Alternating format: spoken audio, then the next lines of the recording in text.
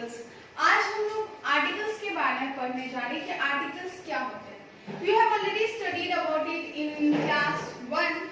आपने इससे पहले क्लास 1 में इसके बारे में पढ़ा है, लेकिन उस समय सिर्फ आपने ए और एंड के बारे में पढ़ा है।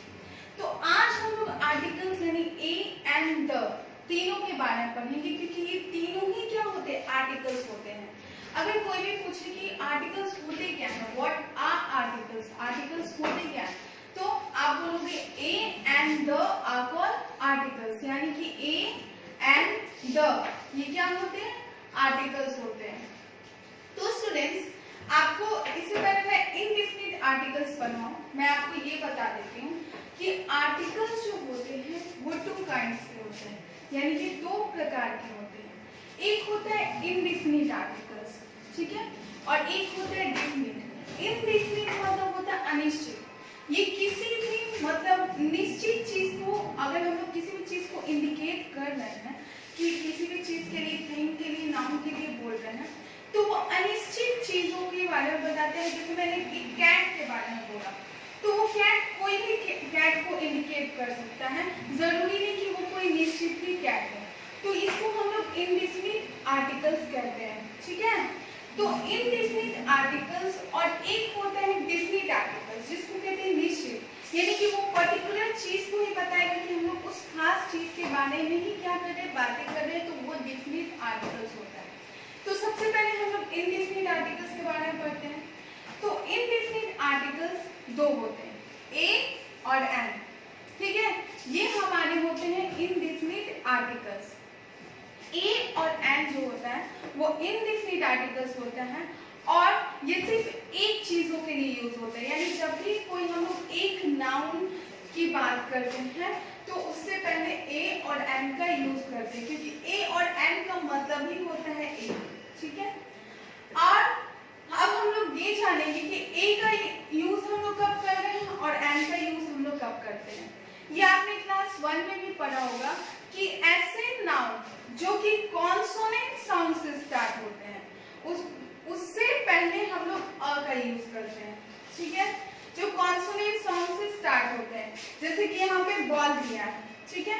अब बॉल को हम लोग फर्स्ट लेते देखते हैं कि ये बी यानी ब से स्टार्ट हो रहा है, विच इज अ कॉन्सोनेंट, तो वो एक कॉन्सोनेंट साउंड से स्टार्ट हो रहा है। दैट्स व्हाई इससे पहले हम लोग क्या लगाए हैं, अ लगाए हैं, अ बॉल। और एक और चीज ध्यान दीजिए कि ये बॉल है, अगर यहाँ पे यानी एक बॉल है, अगर यहाँ बॉल्स होता तो हम लोग कभी ए नहीं लगाते, ये रॉन्ग हो जाता है, क्योंकि ए और एंड तब लगते हैं जब वो नाउन का नंबर कितना हो, 1 हो, ठीक है। तो जब वो बॉल्स होगा तो उसमें हम लोग ए का यूज नहीं करते हैं। दूसरी बात देखिए, अ पेन है, यानी इसमें पी से स्टार्ट है, तो पी क्या है हमारा, पी भी एक कॉन्सोनेंट है, तो उससे पहले किसका यूज करेंगे हम लोग, अ का यूज करेंगे। तो ये था अभी सिर्फ अ का यूज, कि अ जो होता है वो ऐसे नाउन के साथ लगता है जो कि पहले यूज होता है, जो कि कॉन्सोनेंट साउंड से स्टार्ट होते हैं। उसके बाद आता है एंड कब यूज करते हैं, तो एंड जो होता है वो ऐसे नाउन से पहले यूज करते हैं जो कि वोवेल साउंड से स्टार्ट होता है। जैसे आपको पता है कि वोवेल कौन कौन से होते हैं, ए, ई, आई, ओ, यू, ये वोवेल होते हैं।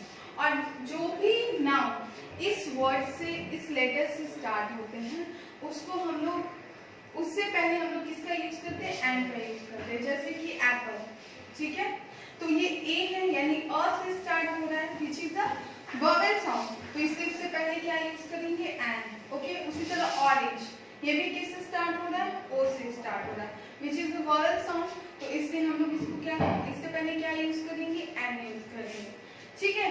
तो ऐसे नाउन जो कि वोवेल साउंड से स्टार्ट होते हैं, उससे पहले हम लोग एंड का यूज करते हैं।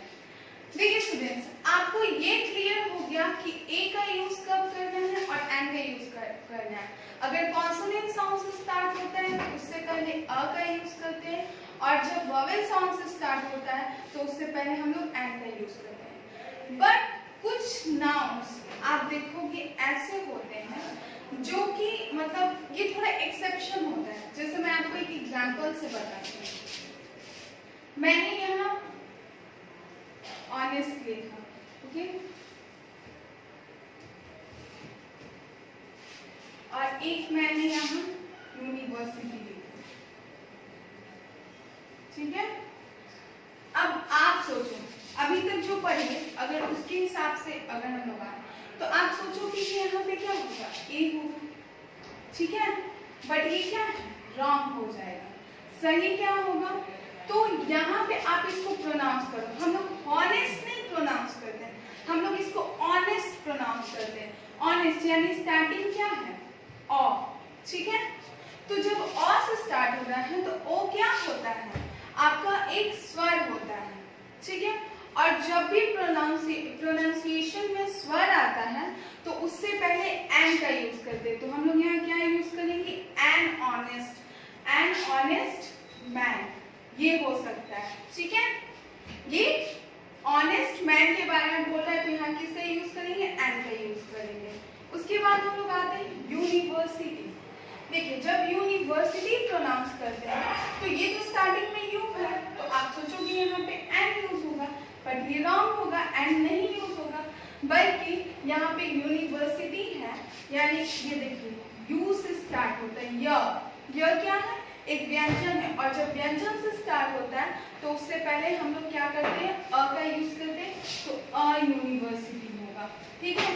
तो ये कुछ एक्सेप्शंस थे, आपकी बुक में और भी एक्सेप्शंस दिए हैं, तो उसको आप एक बार देख लोगे, अपने बुक में पढ़ लोगे कि और कौन कौन से एक्सेप्शंस है आपके ए और एन का यूज में। अब ए और एन के यूज के बाद हम लोग आते हैं यूज ऑफ द, यानी द का यूज हम लोग कहाँ कहाँ करते हैं। तो देखिए द क्या है, the is a definite article. The एक डेफिनिट आर्टिकल है, यानी कि वो निश्चित चीजों को इंडिकेट करता है। अगर वो किसी भी नाउन को इंडिकेट कर रहा है, बता रहा है, तो समझो वो उस पर्टिकुलर उस खास नाउन को बता रहे हैं कि वही चीज है, ठीक है। तो द एक डेफिनिट आर्टिकल है जिसको हम लोग कब कब यूज करते हैं, तो ये देखिए द का यूज जो होता है किसी भी रिवर, ओशियंस और माउंटेन्स के नेम से पहले यूज करते हैं, यानी नदियों के नाम से पहले, महासागर के नाम से पहले और पहाड़ों के नाम से पहले। जैसे कि नदी गंगा, यमुना, ब्रह्मपुत्र, अगर ऐसे नदियों के नाम आ रहे हैं तो उनसे पहले द का यूज करेंगे। ओशियंस, महासागरों के नाम, जैसे पैसिफिक ओशियन, अटलांटिक ओशियन, तो जब ओशियन के नेम होते हैं तो उनसे पहले भी द का यूज करते हैं। माउंटेन्स यानी पहाड़ों का नेम, जैसे कि हिमालय, कंचनजंगा, तो ये सब माउंटेन्स के नेम है, तो उससे पहले भी द का यूज करते हैं। उसके बाद न्यूज़पेपर्स का नेम, अखबारों के नाम हम लोग पढ़ते हैं, तो अखबारों के नाम और रिलीजियस बुक यानी धार्मिक किताबों के नेम से पहले भी हम लोग द का यूज करते हैं। जैसे कि हिंदुस्तान टाइम्स, तो हम लोग द हिंदुस्तान टाइम्स बोलते हैं, ये न्यूज़पेपर का नेम है और इससे पहले द का हम लोग यूज करते हैं। उसी तरह रिलीजियस बुक जैसे कि गीता, कुरान, तो ये जो होता है आपके रिलीजियस बुक्स यानी धार्मिक किताबें हैं, तो उससे पहले हम लोग किसका यूज करते हैं, द का यूज करते हैं। उसके बाद आता है आपका यूनिक थिंग्स के लिए। यूनिक मतलब होता है कि एक खास चीज, यानी जो पूरी दुनिया में अकेला हो, तो वैसे यूनिक थिंग्स के नेम से पहले हम लोग किसका यूज करते हैं, द का यूज करते हैं। तो हम लोग द का यूज यूनिक थिंग्स के नेम से पहले भी यूज करते हैं कि ऐसी चीज जो कि पूरी दुनिया, पूरे यूनिवर्स में एक हो, यूनिक हो, अपने आप में खास हो, ठीक है। तो यहाँ पे जैसे कि ताजमहल की बात करिए, ताजमहल क्या है, एक यूनिक चीज है, अगर कहीं भी कोई दूसरा ताजमहल नहीं है तो अपने आप में एक खास मॉन्यूमेंट है, तो इसलिए उससे पहले हम लोग क्या यूज किए, द का। उसी तरह सन, मून, स्टार्स, उससे पहले भी हम लोग किसका यूज करते हैं, द का यूज करते हैं। उसके बाद दिया है नेक्स्ट कि एक पर्टिकुलर कॉमन नाउन और नाउन मेंशन्ड बिफोर। देखिए इसका मतलब क्या होगा, कॉमन नाउन, एक पर्टिकुलर कॉमन नाउन से पहले हम लोग द का यूज करते हैं। जैसे यहाँ पे हम एक सेंटेंस के जरिए आपको बताते हैं कि the deer is a fast animal. Deer क्या है, एक फास्ट एनिमल है। यहाँ पे डियर नाउन है और डियर एक कॉमन नाउन भी है, क्योंकि ये गया डियर। तो ये एक कॉमन नाउन है, इसलिए इससे पहले हम लोग किसका यूज करेंगे? द। ठीक है। दूसरी बात, नाउन मेंशन बिफोर, यानी कि किसी सेंटेंस में अगर नाउन ऑलरेडी मेंशन किया हुआ है, कि बताया गया कि किस नाउन के बारे में बात किया जा रहा है, तो अगर उसी आपके सेंटेंस में नेक्स्ट सेंटेंस में फिर उसी नाउन के बारे में बात की जाती है, तो उससे पहले हम लोग द का यूज करते हैं। जैसे यहाँ पे देखिए, आई सॉ अ क्रो, मैंने एक क्रो देखा। तो यहाँ क्रो क्या है? नाउन है।